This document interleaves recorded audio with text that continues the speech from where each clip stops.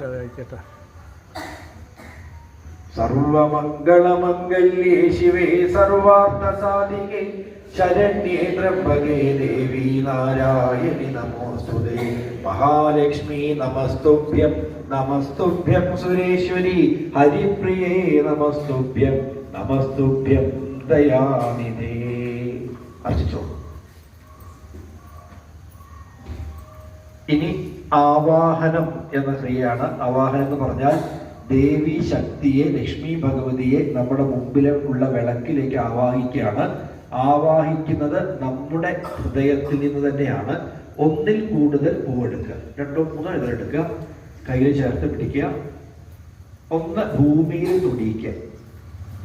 ഇനി മനസ്സ് സങ്കല്പിക്കുക, നമ്മുടെ ശരീരത്തിൽ ആത്മീയ ശക്തി ഉള്ളത് മൂലാധാരം എന്ന് പറയും. അതായത് നമ്മുടെ ഏറ്റവും അടിയിൽ നട്ടെല്ലിന് താഴെ ആയിട്ടാണ് ഈ കുണ്ടലിനി ശക്തി എന്നൊക്കെ പറയും. അവിടെയാണ് ആ ഈശ്വര ചൈതന്യം ഉള്ളത്. ആ ഈശ്വര ചൈതന്യം നമ്മുടെ സുഷുമ്നാ നാഡിയിലൂടെ മുകളിലേക്ക് വരുന്നു എന്നും അത് ഹൃദയത്തിലെത്തി ഉപചാരം സ്വീകരിച്ച് സഹസ്രാര പത്മമെന്നറിയുന്ന ശിരസിന് മുകളിൽ എത്തി